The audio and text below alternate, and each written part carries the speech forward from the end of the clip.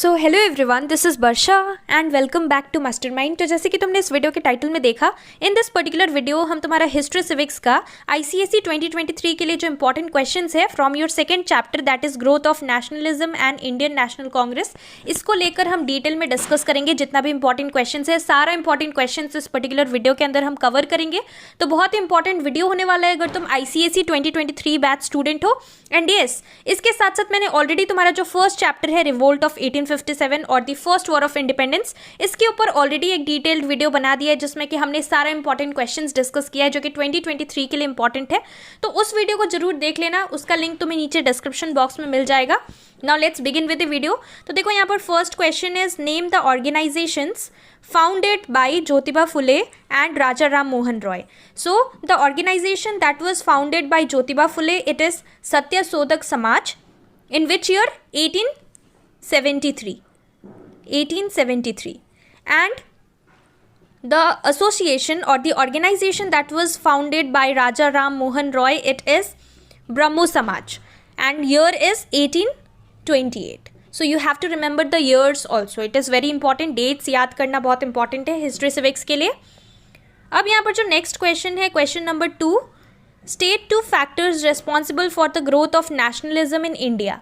So what are the 2 factors which is responsible for the growth of nationalism?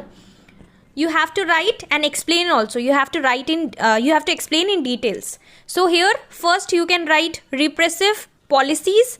Second you can write socio-religious reform movements.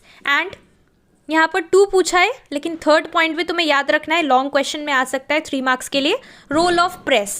सो ये 3 points important है, 3 important factors है which is responsible for the growth of nationalism in India, repressive policy, socio religious reforms and third is role of press. तो ये सारा चीज़ को तुम्हें थोड़ा सा डिटेल में एक्सप्लेन करना पड़ेगा। तुम अपना बुक फॉलो कर सकते हो, it would be better if you prepare from your book. Next is question number 3, mention any 2 contributions of Jyotiba Phule in preparing ground for the national movement. So contributions बताना है। सो यहाँ पर ज्योतिबा फुले का contributions important है, 3 to 4 points पढ़ लेना, 4 points would be much better. इसके साथ साथ यहाँ पर तुम्हें 4 पॉइंट्स उसका भी पढ़ लेना है, ज्योतिबा फुले और साथ साथ राजा राम मोहन रॉय, इसका तुम्हारे सिलेबस के अंदर इंक्लूडेड है। सो ज्योतिबा फुले एंड राजा राम मोहन रॉय, इसका यहाँ पर 2 कॉन्ट्रीब्यूशन शॉर्ट में आ सकता है और 4 कॉन्ट्रीब्यूशंस तुम्हें लॉन्ग क्वेश्चंस के लिए प्रिपेयर कर लेना है, इंपॉर्टेंट है।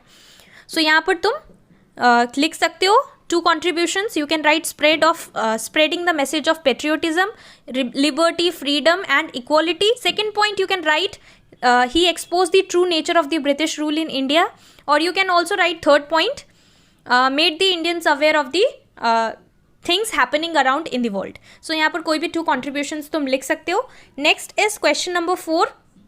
Question 4 is what was the role of press in the growth of nationalism in India? तो role of press जो कि तुम्हारा one of the factors है for the growth of nationalism in India, इसको तुम्हें डिटेल में explain कर देना है। तो अगेन तुम्हें बुक से मिल जाएगा, जब तुम फैक्टर्स पढ़ोगे तुम्हारा वहाँ पर ये पार्ट कवर हो जाएगा। So same questions can be asked in multiple ways in your history civics. तो इंपॉर्टेंट है कि अगर तुमने यहाँ पर फैक्टर्स के अंदर ये इंक्लूड करके पढ़ लिया है रोल ऑफ प्रेस के बारे में, सो यहाँ पर सेम चीज़ तुम्हें लिखना है। सो इस तरह से तुम्हें प्रिपेयर करना है। Same questions can be asked in multiple ways, so you have to remember what you are studying properly. Now next is question number 5. Explain the Vernacular Press Act 1878 and Arms Act of 1878 in the context of rise in nationalism. So यहाँ पर तुम्हें Vernacular Press Act को explain करना है। Basically it was passed by Lord Lytton and it was introduced for keeping a control on the Indian language newspapers.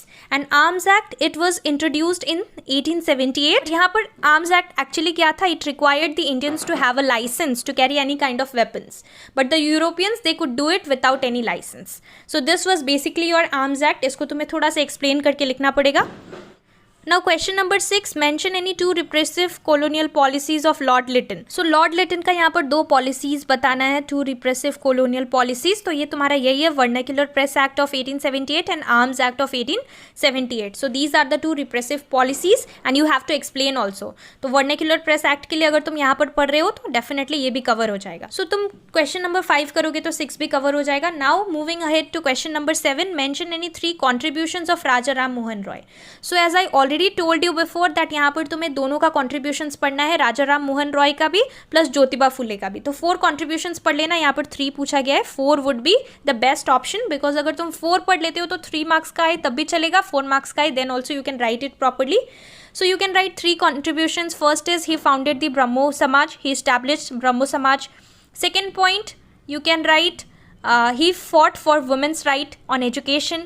And third, you can write with the help of Lord Bentinck, he abolished the sati system in 1829. So ये 3 points तो mention कर सकते हो. Now question number 8 is name the 2 presidents under whom the first 2 sessions of the Indian National Congress were held. So who were the 2 presidents? First is W.C. Banerjee. And second is Dadabhai Naoroji. Next is question number 9. What were the immediate objectives of INC, that is Indian National Congress? So immediate objectives तुम book से पढ़ सकते हो, to formulate popular demands and present them before the government. Next point you can write to promote friendly relationship between nationalist political workers from different parts of the country. And there are many objectives, तुम्हारे book में दिया होगा 4 to 5 points, उसमें से कोई भी 3 points पढ़ लेना, that would be good. Next is the last question, that is question number 10.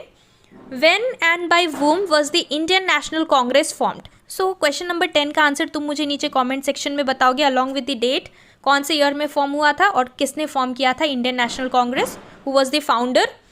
So do tell me the answer in the comment section. इसके साथ साथ नेक्स्ट वीडियो में हम आगे का चैप्टर्स डिस्कस करेंगे. Don't worry and keep preparing for your ICSE 2023 board examinations. Thank you.